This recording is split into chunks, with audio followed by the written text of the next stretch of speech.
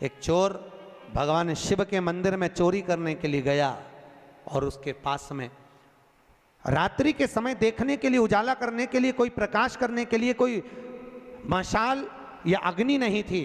उसने शंकर जी के मंदिर का त्रिशूल उठाया, अपने कंधे का पिछोड़ा उठाया, उसको लपेट कर उसमें दिए से आग लगाकर त्रिशूल से चारों तरफ घुमा घुमा कर उजाला कर कर देखने लगा।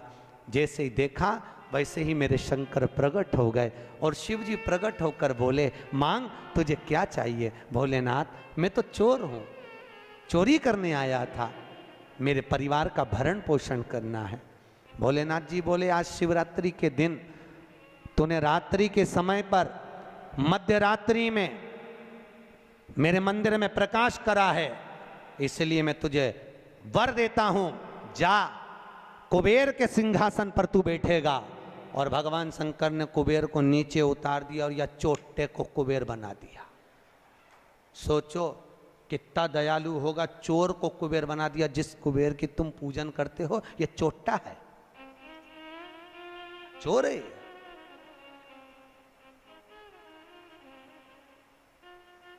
और यही कुबेर जब खूब धनपति बन गया, खूब अपार धन आ गया, तो इसने पूरे 33 करोड़ देवी देवताओं को निमंत्रण करने बुला लिया। आओ साहब हमारे यहाँ आकर भोजन करो। क्यों? सबको दिखाने के लिए हमारे यहाँ का राज सत्ता तो देखो कितनी है। अब वो चोर को कुबेर बना दिया, सबको बुलाया, सबको।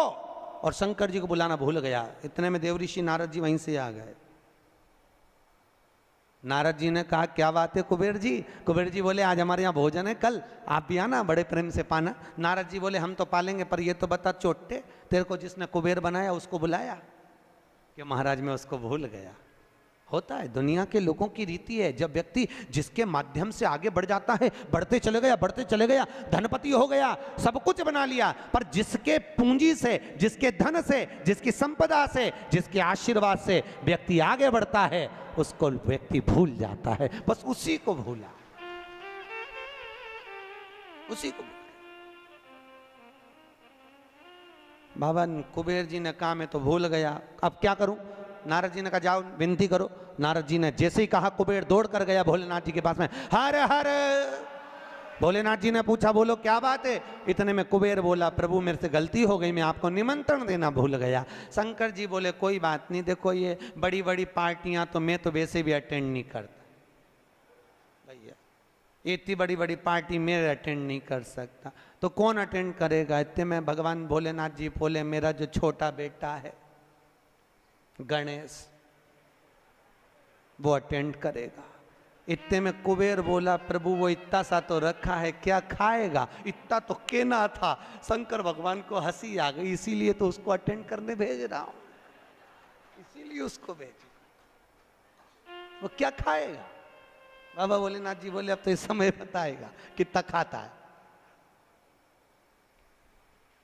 कार्तिकेय जी को गुस्सा आ गया। कार्तिकेय जी ने अंदर माता पार्वती से कहा, माँ माँ। माता पार्वती जी ने पूछा, क्या बात है? माँ घर का बड़ा बेटा कौन है? भगवान पार्वती जी ने कहा, कार्तिकेय तू। जब बड़ा बेटा मैं हूं तो सबसे पहले पार्टी अटेंड करने का हक किसका? तेरा। तो शंकर जी ने, पिताजी ने गणेश जी को कुबेर भैया के यहाँ भोजन करने क्यों भेजा? शंकर जी आएंगे, उनसे पूछेंगे। भोलेनाथ जी जैसे ही आए, पार्वती ने पूछा, क्यों उपद्रव करवाते हो प्रभु, ये सब प्रपंचा क्यों करवाते हो? जब तुम्हारे दोनों बेटे बराबर हैं तो फिर ये बड़े को तुमने भेजा क्यों नहीं? इतने में शंकर जी बोले, मुझे मालूम है कहाँ पर कौन सी पार्टी में किसके घर किसको भेजना, लिफाफा लेके। मुझे सब मालूम, कौन सी शादी किसको अटेंड कराना ये मुझे मालूम है, इसलिए मैंने गणेश जी को वहां भेजा। और गणेश जी से कहा, बेटा अच्छे से जीवना। गणेश जी बोले, पिताजी नाक कटाऊंगा नहीं, क्योंकि नाक मेरी लंबी है, तुम चिंता करो मत। जीवने बैठा तो उठूंगा नहीं जब तक आपकी सूचना आएगी नहीं। और गणेश जी महाराज पहुंच गए। शाम को 7 बजे भोजन का टाइम, 4 बजे पहुंच गए। और 4 बजे जैसे गणेश जी पहुंचे आवाज लगाई कुबेर भैया कुबेर भैया। अब जैसे बोले कुबेर भैया तो कुबेर भैया तो नहीं आए, कुबेर जी की धर्मपत्नी निकल कर बाहर आ गई। और कुबेर जी की पत्नी ने कहा गणेश जी भोजन का टाइम तो 7 बजे। इतने में गणेश जी बोले भाभी जी सब लोग जिमने आ जाएंगे, मैं छोटा सा कहाँ बैठ के जिमूंगा, इसलिए आ गया। अंदर से कुबेर जी बोले अब आ गया है तो जिम लेने दो, अच्छा है जितने जिम के जाएंगे टाइम तो निकल जाएगा और समय 33 करोड़ देवी देवता का भोजन बना, इसको जल्दी जल्दी जिमा जुमू के न चीत कर। ऐसे गणेश जी को बिठाया, आओ गणेश जी बैठो। भाभी ने कहा बैठो, गणेश जी बोले भाभी बैठ जाऊं, हाँ बैठ जा। चौकी लगा के गणेश जी के बिठा दिया और अब थाली जैसे ही लगी भाभी थाली लगा के लाई, गणेश जी खाते गए। जैसे ही खाते गए 33 करोड़ देवी देवता का भोजन 15 मिनट में निपटा गया। 33 करोड़।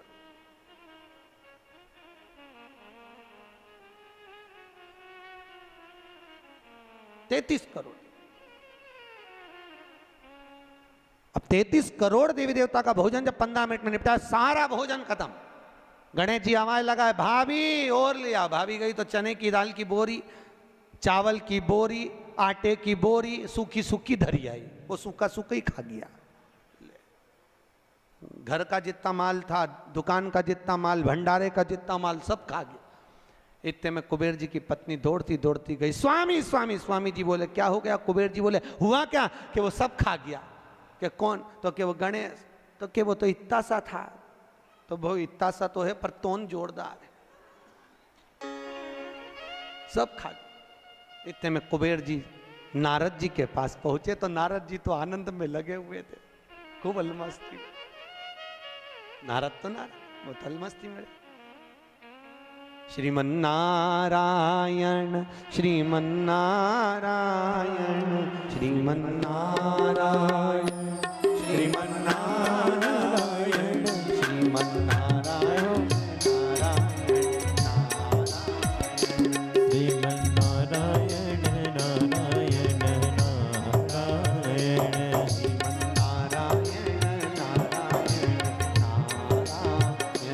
श्रीमन्नारायण नारायण नारायण। दोनों हाथों से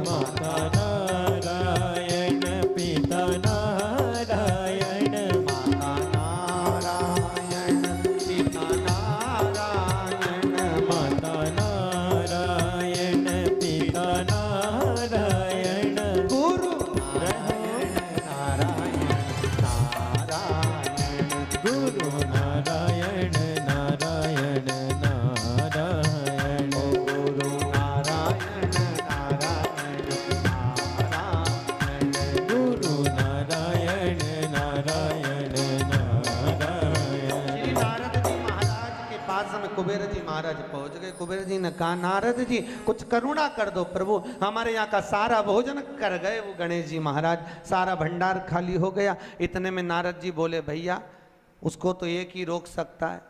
कौन? कौन रोकेगा? कि भोलेनाथ जी के सिवाय कोई नहीं रोक सकता। जाओ भोलेनाथ जी से विनती करो। और उसी समय पर कुबेर जी दौड़ कर गए भोलेनाथ जी के पास में।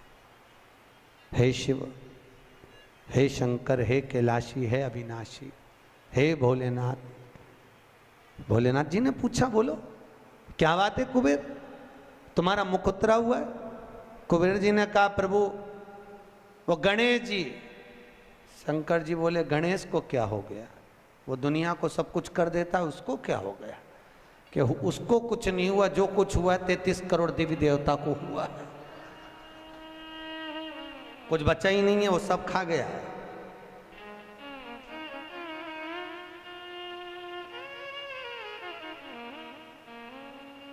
भगवान शिव ने कहा क्या चाहते हो? उनको जीमने से रोक दो प्रभु, कुछ बचा ही नहीं है, आप देखेंगे। शंकर जी ने एक दुर्बा उठाकर दे दी कि गणेश जी को दे देना कि ना ये दांत खरोच ले।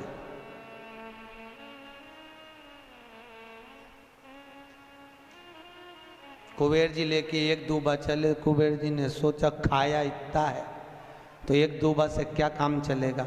जाते जाते उन्होंने दूबा की गड्डी बना ली। आज भी नियम है, गणेश जी को ढेर सारी दूबा चढ़ाने की जरूरत नहीं है। शिव जी ने एक दुर्बा गणेश जी को दी थी, इसलिए एक दुर्बा गणेश जी को चढ़ा दो तो गणेश जी स्वीकार कर लेते हैं।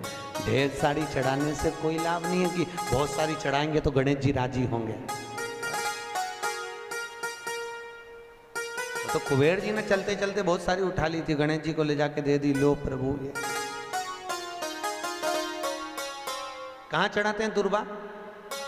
गणेश जी का जो दांत टूटा है उस दांत की ओर गणेश जी को दुर्बा समर्पित करी जाती है। इसलिए हमारे हिंदू धर्म में दो तरह के गणेश जी का प्रमाण कहा जाता है, एक राइट सूंड के गणेश, एक लेफ्ट सूंड के गणेश।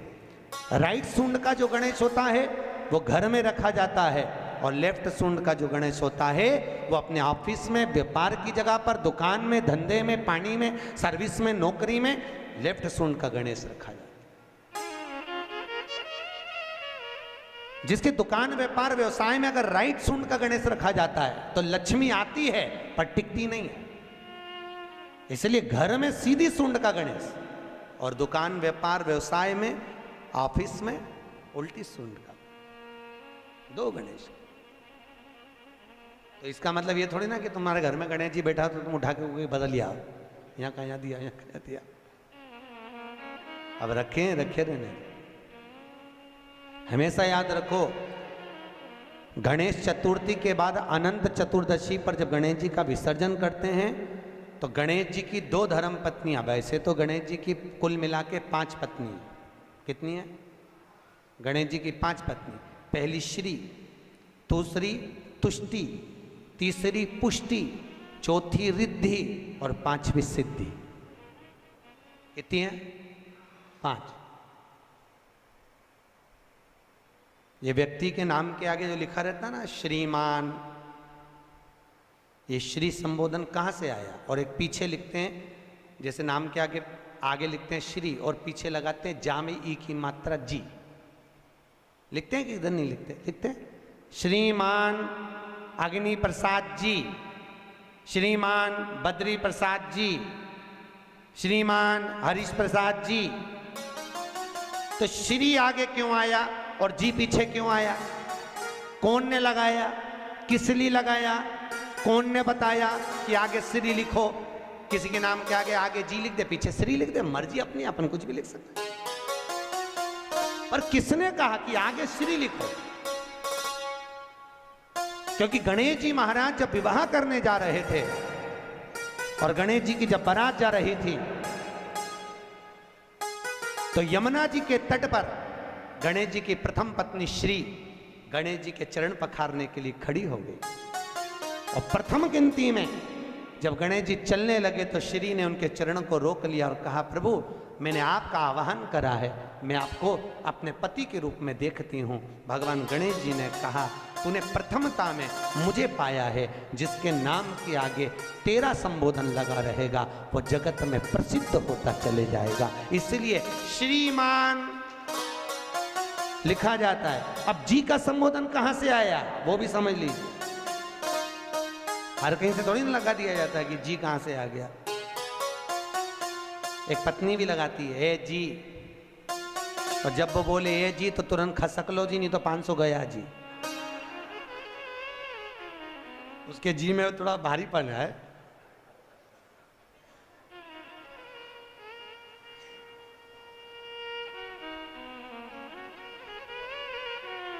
तैतीस करोड़ देवी देवता में सबसे सुंदर जोड़ी थी शंकर और पार्वती की। सही है कि गलत है? कभी नहीं झगड़ते थे। इसलिए पृथ्वी पर ना तो लक्ष्मी जी के व्रत हैं, ना ब्रह्माणी के व्रत हैं, ना इंद्राणी के व्रत हैं।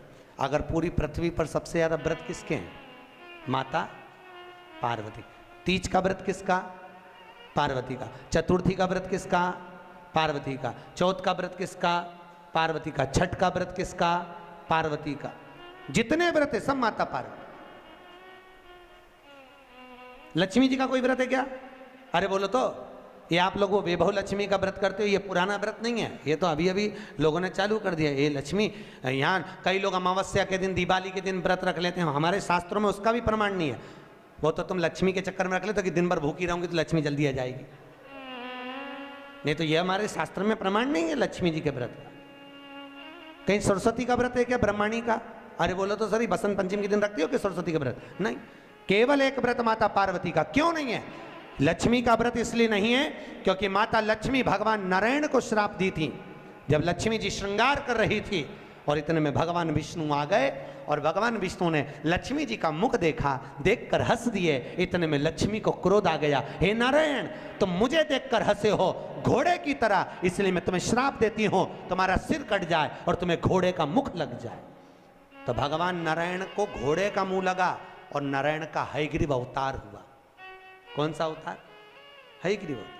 ये लक्ष्मी का श्राप नारायण को लगा था, इसलिए लक्ष्मी का कोई व्रत नहीं। ब्रह्माणी ने ब्रह्मा को श्राप दिया था पुष्कर राज की भूमि पर। जब पुष्कर राज की भूमि पर यज्ञ हो रहा था, ब्राह्मणों ने कहा ब्रह्म देवता मुहूर्त निकल रहा है, जल्दी यज्ञ में बैठो। ब्रह्मा जी ने नारायणी से कहा, ब्रह्माणी से कहा, ब्रह्माणी जल्दी चलो, सरस्वती जल्दी चलो, यज्ञ में बैठना है। ब्रह्माणी ने कहा भी आई तैयार होके। ब्रह्माणी तैयार होने में लगी रही, बहुत समय निकल गया, मुहूर्त निकलने लगा। ब्रह्मा जी से ब्राह्मणों ने कहा ये मुहूर्त निकल रहा है। ब्रह्मा जी ने कहा करें क्या? इतने में ब्राह्मणों ने कहा तुम बताओ क्या करें? ब्रह्मा जी बोले आपको जो करना है करो। ब्राह्मणों ने गाय को पकड़ कर ले आए और गौ माता को खड़ी कर कर गाय के सामने वेद ध्वनि करना प्रारंभ करा। जब वेद ध्वनि करी तो गाय के मुख से वेद माता गायत्री को प्रकट कर लिया। गायत्री को प्रकट करा, ब्रह्मा जी के पास में गठजोड़ा बांधकर बिठा दिया। जैसे बिठाया उसी समय पर ब्रह्माणी आ गई और ब्रह्माणी ने आकर देखा ब्रह्मदेव तुमने मेरी जगह पर दूसरी नारी को बिठाया है, मैं तुम्हें श्राप देती हूं, तुम्हारे पृथ्वी पर कहीं मंदिर नहीं बनेंगे। ब्रह्माणी ने श्राप दे दिया।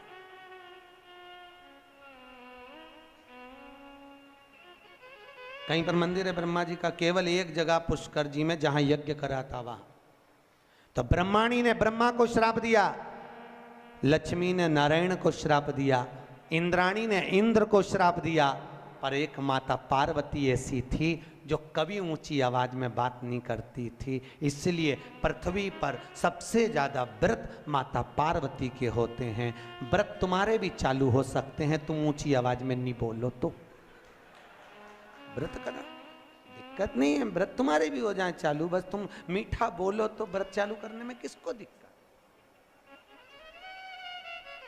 कई बुजुर्ग माताओं के तो आज तक व्रत चलते हैं। सही है गलत है? कई माताएं कहती हमारी सास ऐसी थी, इतनी बढ़िया गुरुजी, हमारी दादी सास ने ऐसा नियम बना दिया तो नियम चल रहा है। ये व्रत नहीं तो और क्या? जो सास दादी सास बना के चली गई वो नियम आज तक चल रहा है। ये व्रत ही तो है, उन्होंने अच्छा करा इसलिए नियम चल रहा है। तुम भी कुछ अच्छा करो, खूब प्रेम से बोलो, मीठा बोलो, अच्छा बोलो, तो तुम्हारी बहुएं भी कहेंगी हमारी सास इतना जोरदार बोलती थी, इतना जोरदार, तो तुम्हारे व्रत चालू हो जाए। अब तुम जब भी बोलो तो चामुंडा और चंद्र घंटा की तरह बोलो, तो कौन व्रत करे तुम्हारा? कौन व्रत करे? मीठा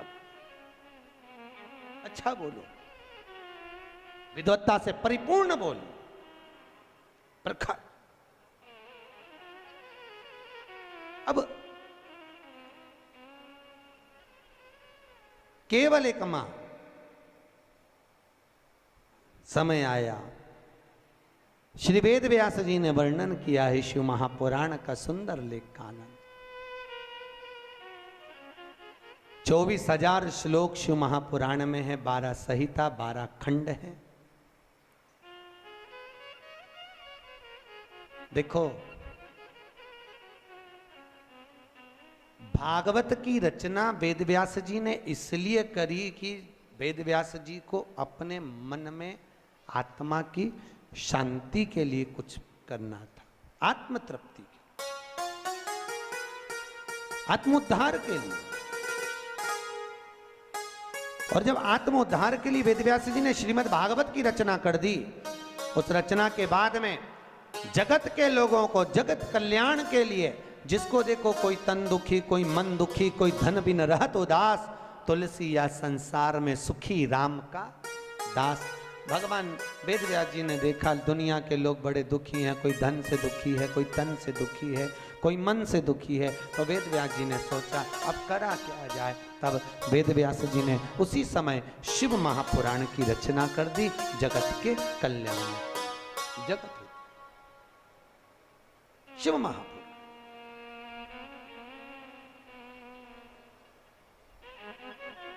वेदव्यास जी लिखे, एक बड़ा सुंदर महत्तम लिखा, बड़ा सुंदर तत्व लिखा वेदव्यास शिव महापुराण के लिए। कहते हैं भागवत पितरों को तारती है, रामचरितमानस जीव को तारती है, पर वेदव्यास जी शिव महापुराण में लिख रहे हैं, अगर शिव महापुराण की कथा देखो, भागवत तो गोत्र से तार रही है। काय से तार रही है? गोत्र से। सुनिए भागवत, अरे बोलो तो सुनिए। गौकर्ण ने धुंधकारी के लिए गया जी में पिंडदान करा था कि नहीं करा था? उसके बाद भी धुंधकारी तरा था क्या? अरे बोलो तो नहीं तरा। गया जी में पिंडदान करने के बाद भी धुंधकारी नहीं तर पाया। क्यों नहीं तरा? क्या गया से मुक्ति नहीं मिलती लोगों को? अगर गया से मुक्ति नहीं मिलती तो दुनिया के लोग गया जी में जाके पिंडदान करते क्या? नहीं करते। गया भी मुक्ति का केंद्र है, गया जी से पिंडदान करने से लोगों को मुक्ति मिल जाती है, पर धुंधकारी को क्यों नहीं मिली? उसका कारण था, क्योंकि जब जब गोकर्ण पिंड देता था, धुंधकारी का नाम बोलता था, अपना गोत्र बोलता था, पर उसको ये नहीं मालूम था कि ये धुंधकारी माँ की संतान नहीं, धुंधकारी तो किसी सहेली की संतान थी, और माँ पैसे देकर उसको गोदी लेकर आ गई थी, नाम अपना दिया, गोत्र अपना दिया, पर ये नहीं समझ पाया कि ये दूसरे की संतान है, इसलिए वो तर ही नहीं पाया। भागवत गोत्र से तारती है, राम कथा जीव को तारती है, पर शिव महापुराण कहती है अगर शिव पुराण की कथा में अगर माताएं और पुरुष वर्ग अगर कथा को सुनते हैं तो माता के पक्ष की 7 पीढ़ियां और पुरुष वर्ग के पक्ष की 7 पीढ़ियां बिना गोत्र के ही तर जाती है। शिव महापुराण की कथा बिना गोत्र। क्यों? शंकर जी का क्या गोत्र है? बोलो तो। जब उनकी शादी हो रही थी ना भोलेनाथ जी की, तो पंडित जी ने पूछ लिया था, संकल्प देते कन्यादान का। कन्यादान के संकल्प के समय पर पंडित जी बोले अमुक नाम शंकर, पिताजी का नाम शंकर, दादाजी का नाम बोलो शंकर। परदादा का नाम शंकर। इतने में पंडित जी को बुरा लग गया। पंडित जी ने सोचा, बताओ ब्याह करने आया है कि नशे में आया है? पिता का नाम शंकर, खुद का नाम शंकर, दादाजी का नाम शंकर, परदादा का नाम शंकर। इतने में तुरंत पंडित जी उठ के खड़े होकर हिमालय राज से बोले, वहां भोलेनाथ जी के सम्मुख में हिमालय राज से बोले, हिमालय राज ये कैसा दूल्हा, अपनी लड़की को तुम्हें इसके साथ भी आ रहा, नशेले के साथ, गंजेड़ी भंगेड़ी के साथ? इसे इतनी सूझ नहीं कि अपने पिताजी का नाम क्या है? इतने में हिमालय राज ने अपनी पत्नी मैनावती से कहा, मैनावती तू बेटी से के, पार्वती से कहा, पार्वती तू उससे के। पार्वती ने शिव जी से कहा, प्रभु ब्याह अच्छे से कर लो, क्यों प्रपंचा मचा रहे, क्यों प्रपंचा? तो भोलेनाथ जी बोले, पार्वती मैंने गलत क्या बोला बता? अच्छा तो क्या तुम्हारे पिताजी का नाम बोलो ना। तो भगवान भोलेनाथ जी बोले, अच्छा अब की बार पूछेगा तो बिठा पंडित को वापिस बैठा। पंडित वापिस बैठा, फिर संकल्प चालू, अमुक नाम शंकर, पिताजी का नाम शंकर, दादाजी का नाम, अरे बोलो शंकर, गोत्र शंकर। इतने में तो पंडित को लगी बहुत मिर्ची। पंडित तो उठ के शादी के मंडप से बाहर, पार्वती जी ने शिव जी के चरण पकड़ लिए। बड़ी मुश्किल से एक पंडित आया, क्योंकि तुम बारात ऐसी लाए थे सब देख के भग गए, एक ही बच्चा, तुम उसको भगा दोगे तो शादी कौन कराएगा? इतने में शंकर भगवान बोले, वो ही कराएगा जो भी भाग के गया, तो चिंता मत कर। शंकर जी ने गले में से हार को उतारा और कहा, जा रे जरा धोती में घुस जा। और जैसे ही बब्बा गया, और जैसे ही गया पंडित जी के पास, पंडित भाग के तुरंत और मंत्र बोलना चालू है, सब मंत्र बोले।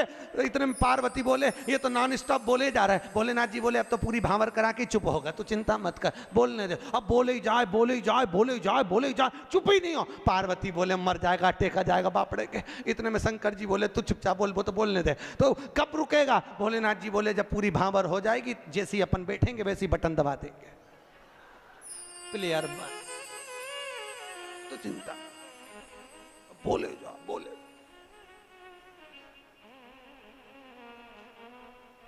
पार्वती बोली, अभी भी चुप नहीं हुआ। भोलेनाथ जी ने कहा, 7 भांवर हो गई, अब तो हार हार। और जैसे ही भोलेनाथ जी ने हाथ धरा, बटन, अब नहीं बोला कुछ भी। शंकर जी ने पूछा, पंडित जी दक्षिणा? अब चुप हो ही बैठा है, बोले तो बोलेगा, अगर बोल दे और दूसरा बब्बा भेज दे तो आप बोल के कहा आपत बोल लेना, दक्षिण कहलवा।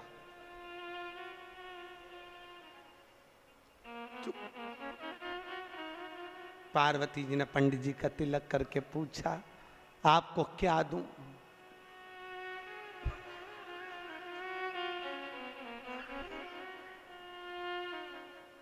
हिमालय राज पूछे, पंडित जी कुछ तो ले लो।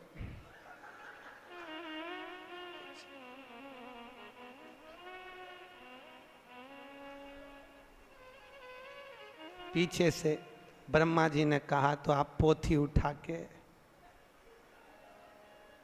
कुछ नहीं बोला। घर पे पंडित जी की पत्नी ने पानी पिला के पूछा, शादी कैसी रही? आवाज निकले से तो बोलत रहे, अब निकले तो बोले, कुछ बोले से। शिव का विवाह तीसरे दिन कथा में आएगा, शंकर जी का विवाह जो अपन सुनेंगे। करुणा सागर, यह शिव कथा कहती है, भगवान शंकर की कथा में गोत्र की भी जरूरत नहीं है, या बिना गोत्र वाले को भी तार देती है शिव पुराण। आप सुनोगे, माताओं ने श्रवण करी तो उनका माए का पक्ष की भी 7 पीढ़ी, ससुराल पक्ष की भी 7 पीढ़ी कथा को श्रवण कर कर तर जाती है। ऐसी शिव महापुराण की कथा है, शंकर की तरण तारण वाली। अब कौन ऐसी कथा होगी? भागवत गोत्र से तारे जीव को तारे राम कथा, शिव महापुराण तार। चले सुंदर सनकादि ऋषियों ने एक सुंदर संवाद में, सुंदर आनंद में शिव महापुराण के महत्तम को श्रवण कराया। एक देवराज नाम का ब्राह्मण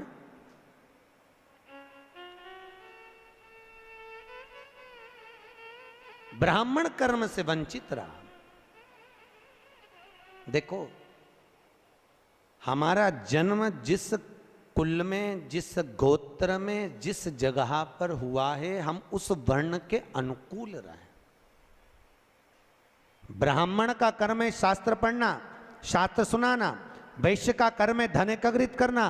क्षत्रिय का कर्म है रक्षा करना। शूद्र का कर्म है इन तीनों वर्णों की सेवा। पर आज के जमाने में सब अपने अपने वर्ण से विभाजित हो गए। द्रौपदी के सम्मुख में एक प्रश्न आया था। द्रौपदी के सम्मुख में एक सामने एक प्रश्न आया था। अश्वत्थामा ने द्रौपदी के सोते हुए 5 पुत्रों का वध कर दिया।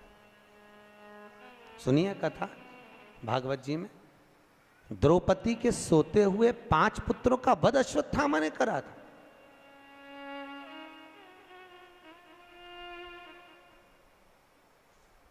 और द्रौपदी के जब 5 पुत्र मर गए, अश्वत्थामा को पकड़कर भीम ने सामने लाकर खड़ा कर दिया। द्रौपदी के हाथ में तलवार दे दी, मार दे द्रौपदी इस अश्वत्थामा को। द्रौपदी कहती है इसको नहीं मार सकती। क्यों? क्योंकि ये मेरे गुरु का पुत्र है, ये मेरे गुरु का पुत्र है। द्रौपदी, इसने तेरे बेटे को मारा, तू इसको मार दे। द्रौपदी कहती है नहीं, ये मेरे गुरु का पुत्र है। ये ब्राह्मण होकर अपने कर्म से वंचित हो गया, पर मैं क्षत्राणी होकर अपने कर्म से वंचित नहीं होंगी। मैं इसको नहीं मारूंगी, मैं इसको मारूंगी नहीं।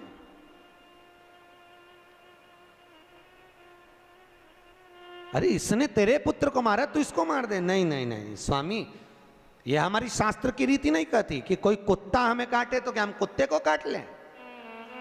ऐसा होता है क्या? अरे बोलो तो सही। पर घर में ऐसा ही होता है। सास ने कुछ बोला और बहू ने पलट के जवाब दिया, तो ये तो वही बात हो गई कि कुत्ता तुम्हें काटा तो तुम कुत्ता काट गई। बात तो यही है भैया। शिव महापुराण की कथा कर रही है। सास कुछ बोले, पिता कुछ बोले, बहू और बच्चों को चाहिए कि पलट कर जवाब ना दे, ना जवाब दीजिए। कई लोग कहते हैं हमारी सास हमें बहुत गाली देती है, महाराज हमारी सास बहुत अपशब्द बोलती है। बोलने दो,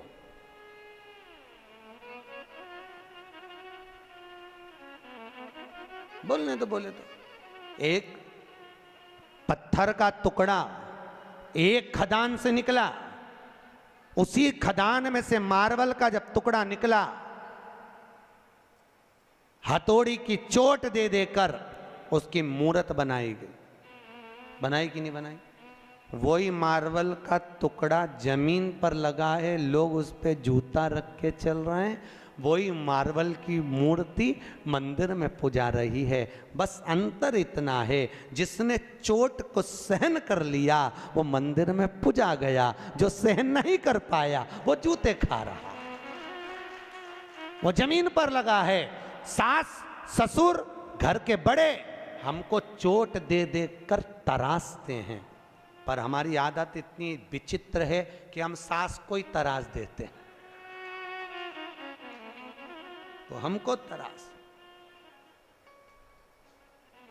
महाराज बहुत अपशब्द बोलती है हमारी सास। बोलने दो, वो तुम्हें गाली दे, तुम आरती गाओ। तेरा तुझको अर्पण क्या लागे। महाराज जी वो हमको गाली दे और हम आरती गाएं, हाँ वो तुम्हें आप शब्द बोले, तुम उसके लिए भजन करो। अम्बे तू है जगदम्बे काली, जय हो गुलबर्गा वाली। काहे बोले? मीठा बोलिए, काहे को आप सब कभी मत बोलो आप सब। शास्त्र कह रहा है, वैज्ञानिक रिसर्च में लगे हैं। शास्त्र कहता है जो शब्द हमारे मुख से निकलते हैं वैज्ञानिक कहते हैं 21 दिन के अंदर वही शब्द घूमकर वापस हमारे पास में आ जाते हैं। घूमने के बाद हम किसी को गाली देंगे, वो घूमकर हमारे पास आने वाली है। हम किसी को अपशब्द कहेंगे, वो घूमकर हमारे पास आएगा। इसलिए कहते हैं लोगों को भगवान का नाम दो, राम राम बोलो, जय श्री कृष्णा बोलो, जय महेश बोलो, तुम्हारी मर्जी पड़े वो बोलो, पर भगवत भजन में लीन रहिए।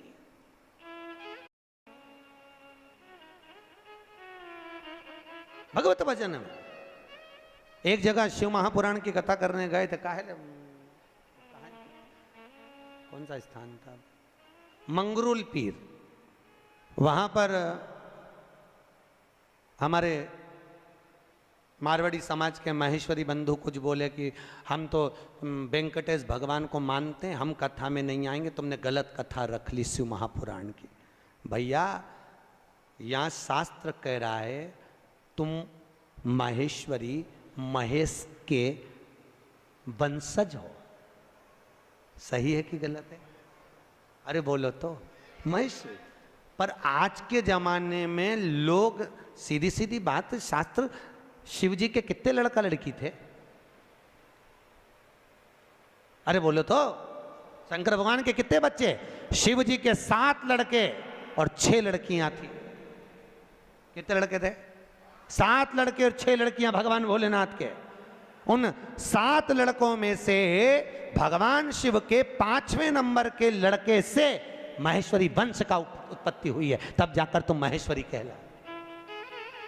और तो लोग कहते हैं हम तो भैया नारायण वाले, हम शंकर जी का प्रसाद नहीं लेंगे, हम शिव के मंदिर नहीं जाते। अरे भैया क्यों लजाते हो? भगवान महेश के वंशज हो।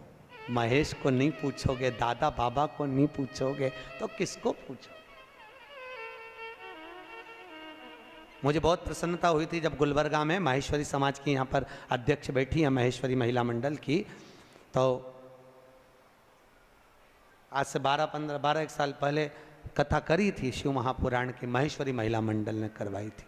एक बार जोरदार ताली बजाओ पूरी महिला मंडल के लिए। बहुत सुंदर।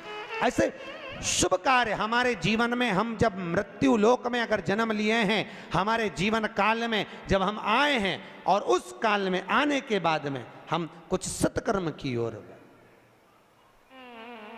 सत्कर्म की। ये जितने मारवाड़ी हैं, चाहे अग्रवाल हो, चाहे महेश्वरी हो, चाहे ये ओसवाल कहते हैं, दिगंबर कहते हैं, हम वहां से निकले, हम वहां से निकले, इन सब की उत्पत्ति शंकर से। किसी की भी उत्पत्ति बाहर से नहीं, किसी की उत्पत्ति बाहर से। सब शिव के, सब शंकर के, जितने मारवाड़ी, ओसवाल, खंडेलवाल, अग्रवाल, महेश्वरी, ये जितने जितने जितने जितने हैं सब शिव के दिए हुए। शंकर भगवान की जो 6 लड़कियां हैं, जया, विषहरा, आदिक आदिक आदिक आदिक, इन सब से उत्पत्ति है पूरी खांबों की। कहां डूब? देवराज ब्राह्मण होकर अपने कर्म से वंचित हो गया, और देवराज जब अपने कर्म से वंचित हुआ, एक बार शिव जी के मंदिर में पहुंच गया। शंकर जी के मंदिर में उसको ताप आ गया, बुखार आ गया। कहां जाऊं, बहुत ठंड लग रही थी। शिव मंदिर में छुप गया। कोई ब्राह्मण शिव महापुराण की कथा कर रहा था, और भगवान शंकर की कथा को जब ब्राह्मण कर रहा, कथा को देवराज ने श्रवण कर ली। श्रवण करते ही उसका चित्त भगवान शंकर के शिवलिंग में लीन हुआ। सामने शिवलिंग था, उस शिवलिंग को देखता रहा। शिवलिंग, शिवलिंग जानते हो? अरे बोलो तो। किसका प्रतीक है? शंकर का। लिंगायत संप्रदाय के अंतर्गत, अगर आपके यहां पर लिंगायत संप्रदाय है, तो लिंगायत संप्रदाय के अंतर्गत जितना प्रामाणिकता भगवान शंकर के शिवलिंग की है, लिंगायत संप्रदाय के अंतर्गत माता हो, पुरुष हो, गले में चांदी की कटोरी में भी शंकर का शिवलिंग धारण करती। शंकर का शिवलिंग। लिंगायत संप्रदाय के अंतर्गत अगर घर में बच्चा जन्म लेता है, तो मां उस बच्चे को दूध नहीं पिलाती जब तक के लिंगायत संप्रदाय का मंत्र उस जन्म लिए बच्चे के कान में नहीं दे दिया जाता, तब तक उसको मत दूध भी नहीं पिलाते। जो यहां पर लिंगायत संप्रदाय का अगर कोई बैठा होगा तो उसको मालूम होगा। बैठा कोई माताएं बैठी, अरे वाह, जोरदार ताली बजाओ पूरी लिंगायत संप्रदाय के लिए, बहुत बहुत धन्यवाद। शंकर भगवान के शिवलिंग का स्मरण करना, शंकर के शिवलिंग का जलोभाग ग्रहण करना, शंकर भगवान के शिवलिंग को आनंद सुख में अपने गले में धारण करना, ये हृदय से शिव को लगा कर रखना, शंकर को अपना बना। हमारे अग्रवाल जी से हमने पूछा, बोले गुरुजी कल शोभा यात्रा वो ईश्वर मंदिर से निकलेगी। हमने पूछा वही मंदिर क्यों चुना तुमने पूरे गुलबर्गा में से? कहे गुरुजी हम वहाँ पर हर सावन में हर सोमवार को जाते रहते हैं, बाबा भोलेनाथ जी से कुछ जान पहचान ऐसी हो गई, बाबा छोड़ते नहीं हैं और हम छूटना नहीं चाहते, तो जिससे दिल लग जाता है। तो शंकर का शिवलिंग से अग्रवाल जी आपका दिल लग गया, तो वो लिंग तुम्हारा हो गया और तुम उस शिवलिंग के हो गए, शिव तुम्हारा। देखो दिल लगाना बहुत जरूरी है। अमेरिका वालों ने रिसर्च करा है, अटैक की बीमारी से बचना हो तो दिल लगा लो। वो बोल रहे हैं कुत्ता पालो, वो कह रहे हैं गैया ये पालो वो पालो। हमारे वैज्ञानिकों ने, हमारे संतों ने, हमारे राष्ट्र के संत वेदव्यास जी आदि का आदि जितने संत हुए, उन्होंने तो पहले से ही कहा इस दिल को लगा कर रखिए। अगर ये दिल संतों में लग गया, सत्संग में लग गया, गौ माता की सेवा में लग गया, शिवलिंग में लग गया, तो फिर ये दिल अगर वहां खुल गया तो फिर हॉस्पिटल में नहीं खुलेगा। हॉस्पिटल में उसी का दिल खुलता है जो सत्संग में नहीं खुला। इसलिए अटैक की बीमारी उसी को आती है, समझ गए?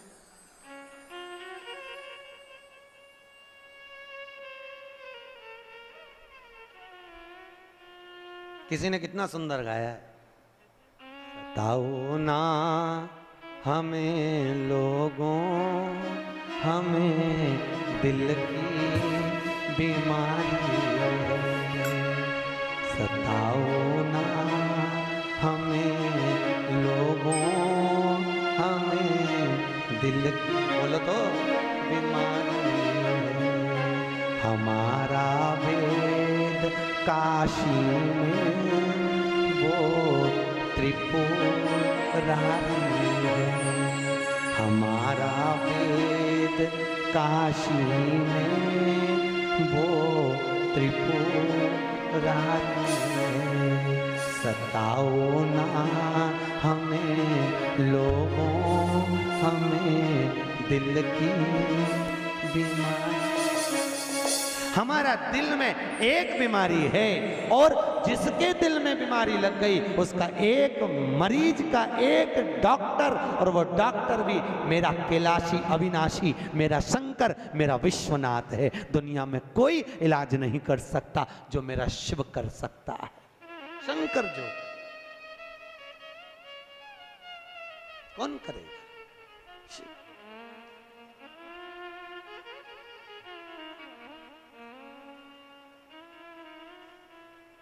बीमार होने पर लोग तुम्हें आईसीयू में पटक देते हैं, वेंटिलेटर पर पड़ा है, परिवार का आदमी भी अंदर नहीं जा सकता केवल डॉक्टर के सिवाय।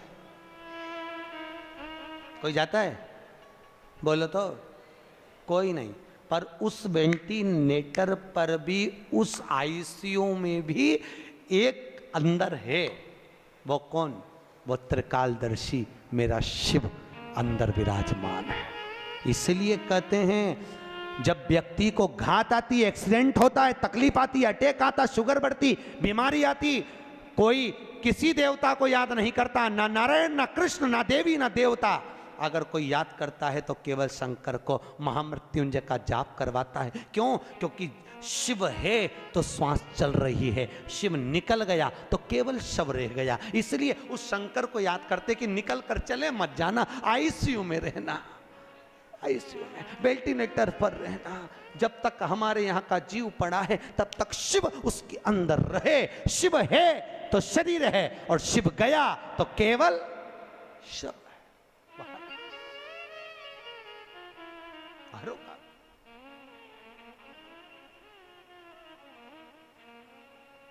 हमारा वेद दुनिया में वो त्रिपुर। एक बहुत अच्छा भजन हमारे भगत लोग गाते हैं, काल क्या करेगा।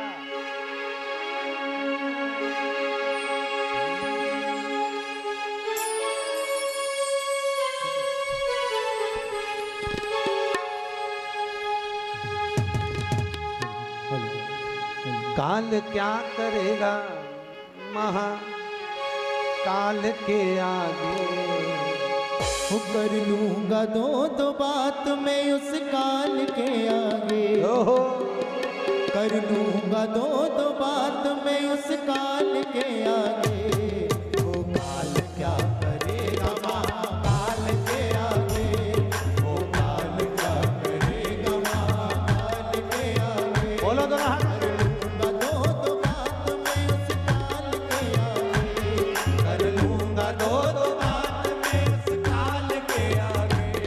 वो काल क्या करेगा महाकाल के आगे। वो काल क्या करेगा महाकाल के आगे।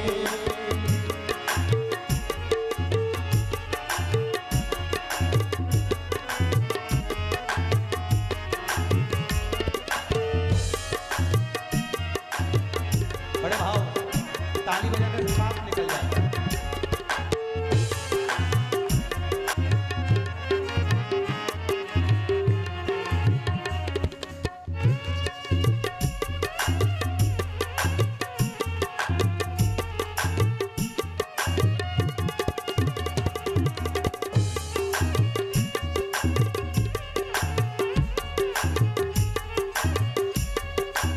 बहुत सुंदर भाव, जय हो।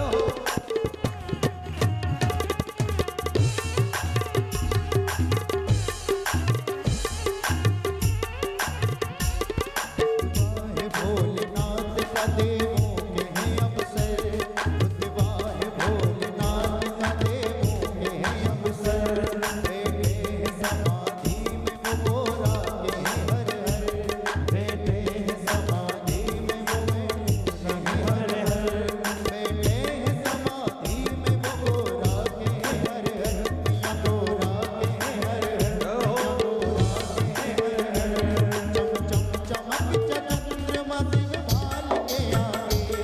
चम चम चमकता चंद्रमा शिव भाल के आगे। लड़े मुंड भाल के आगे। वो काल क्या करेगा महाकाल के आगे। वो काल क्या करेगा महाकाल के आगे। कर लूंगा दो हाथ में उस काल के आगे। कर लूंगा दो हाथ में उस काल के आगे। वो काल क्या करेगा महाकाल के आगे। वो काल क्या करेगा महाकाल के आगे। वो काल क्या करेगा महाकाल के आगे। वो काल क्या करेगा महाकाल के आगे। हर अगर मेरा महान काल अंदर बाहर जहां तहां हर जगह पर वही तो विराज। दूसरा है कहां पहुंचा, हर जगह पर तलातल रसातल वायुचर जीव जहां जहां देखो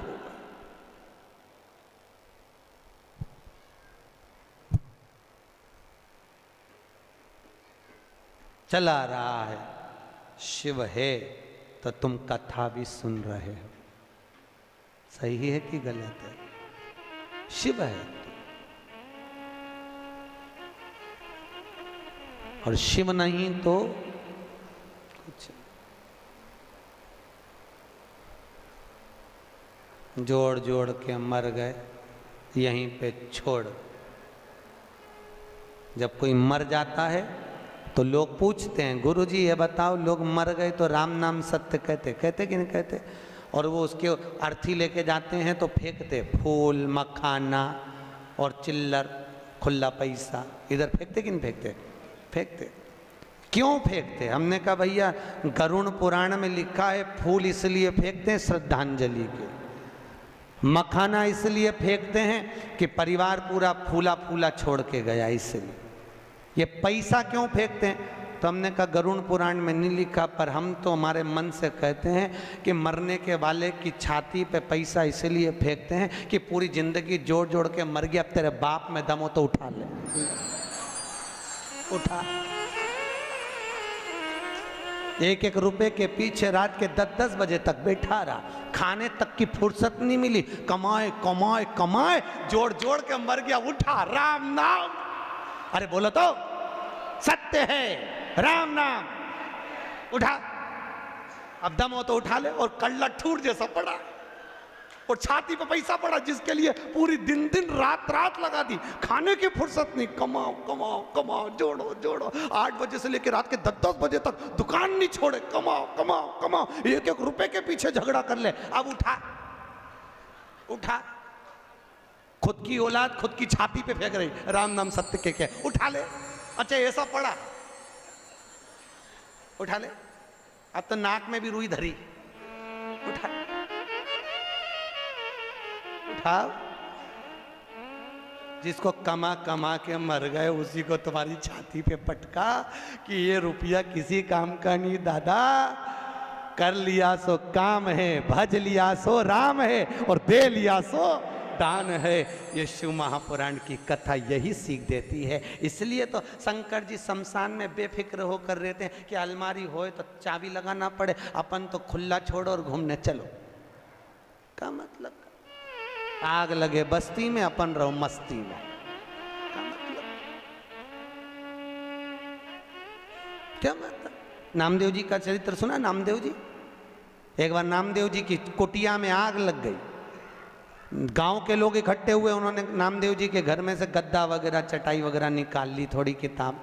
नामदेव जी आए, उन्होंने देखा आज तो मेरी कुटिया में आग लग गई, धन्य है रे भगवान, वारे मेरा पांडुरंगा, हरि विठल, गजब करा तूने, आज अग्नि के रूप में आ गया, वारे प्रभु वाह। नामदेव जी से लोगों ने कहा हमने इतना सामान बचा लिया। नामदेव जी बोले काय को बचाया? भगवान आए थे, दे दो, लाओ दो। गद्दा भी पटक दिया, चटाई भी पटक दी, रजाई भी पटक दी। गांव के लोगों ने सोचा अपन ने तो बचाया, बताओ इसको देखो तो सही, पूरा आगी में पटक दिया, अगली बार लगने दे आग, अपन एक चीज नहीं बचा। और एक गांव का लोग इसको ओढ़ने के लिए कुछ मत देना, ठंड का समय है, ठंड में मर जाएगा अपने आप। नामदेव जी आगी लगी, कुकड़ते कुकड़ते सो रहे हैं। गांव के लोगों ने कहा एक रात सोएगा ना बिना रजाई गद्दा के मरीज जाएगा, मत दो एक भी। गांव के लोगों ने दिया ही नहीं, सब चले गए, इसको सबक देना जरूरी है। नामदेव जी रात को सोए, भगवान ने सोचा अग्नि के रूप में भी मेरा दर्शन करा इस नामदेव ने, मेरा भगत है, ऐसा ठंड में उकड़ उकड़ के मर जाए क्या मतलब। भगवान रात को आके मखवल का गद्दा बिछा के, मखवल की रजाई, सुंदर तकिया, सुंदर झोपड़ा बना के भगवान ने उसको सुलाया। गांव के लोगों ने सोचा चलो चल के देखे जिंदा है कि मर गया। जो जाके देखा वे तो मखवल के गद्दे रजाई में, एक नंबर झोपड़े में सो रिया। नामदेव जी को जगा के गांव के लोगों ने पूछा क्यों इतना जोरदार झोपड़ा किसने बनाया, महल जैसा? कौन आया था, तुम्हारा रिश्तेदार? नामदेव जी बोले हाँ। एक रात में बना गया? हाँ भैया नामदेव, तेरा रिश्तेदार झोपड़ा अच्छा बनाया है, ऐसा झोपड़ा हमारा भी बनवा दे। नामदेव ने कहा लगाओ आग। अभी तुम्हारे घर में आग लगाओ, वो बना के जाएगा। प्रैक्टिकल तो करो, करो तो सच। आदमी कितनी मेहनत करा वो नहीं दिखता, परंतु ये महल कैसे बन गया, ये इतना माल कैसे आ गया, ये कैसे हो गया। अरे भाई मेहनत तो लगाओ आग, अपने अपने घर में भी लगाओ, अभी आएगा रात के बनाने, लगाओ तो करना पड़ता है। भजन नहीं करो तो भगवान मिले कहा? शिव करुणा सागर शंकर ने, देवराज भगवान शंकर के शिवलिंग का स्मरण कर कर शिव में समाहित हो गया, प्राण छूट गए, शंकर के धाम गया। महत्तम वर्णन करता है कि बिंदुक नाम का ब्राह्मण था जिसकी धर्म पत्नी का नाम था चंचुला देवी। क्या नाम था? चंचुला। एक होती है धर्म पत्नी, एक होती है पत्नी। ये चंचुला जो थी ये धर्म पत्नी नहीं थी, ये पत्नी थी। धर्म पत्नी और पत्नी दोनों में जमीन और आसमान का अंतर होता है। धर्म पत्नी पति को धर्म के पथ पर लेकर जाती है, धर्म पत्नी पति को शिव महापुराण तक लेकर जाती है, और पत्नी पति को सिनेमा घर तक लेकर जाती है। अंतर। पत्नी पति को शॉपिंग मॉल तक लेकर जाती है, पत्नी पति को मायके तक लेकर जाती है, और धर्म पत्नी पति को कहती है चलो सालसर भवन में कथा चल रही है, चलो। रोज प्रतिदिन कहती है। आपसे निवेदन है 7 दिन में 1 दिन धर्म पत्नी का फर्ज अदा करना। और शिव महापुराण की कथा कहती है धर्म पत्नी का फर्ज ये भी है कि पति को धर्म के पथ पर लेकर आए, और अगर पति कथा में नहीं आ रहा हो तो जितनी कथा यहां सुनो उतनी कथा घर जाके सुनाओ। यही बात हमने पूना में मंगलवार पेट में कही थी कि जितनी कथा यहाँ सुनो घर जाके सुनाओ। एक नई नवेली बहू तीसरे दिन कथा में आके बोली गुरुजी आज मेरा सेठ कथा में आया है। मैंने कहा बहन मिलवाना हो। आखिरी में वो बेलपत्र लेने आया तो हमने पूछा भैया 3 दिन कथा में नहीं आया, आज चौथे दिन कैसे आया? उसने कहा गुरुजी रात को 9 से 12 सुनने से अच्छा है दिन में 2 से 5 सुन लूं। ये पूरी रात बैठ के तुम्हारी कथा सुनाती रहती है। आपसे भी निवेदन है, आप भी प्रतिदिन नियम बना लो, जितनी यहां से सुन के जाओ बस चरण दबा दबा के जी वो सीवर वाला महाराज बोला पूरी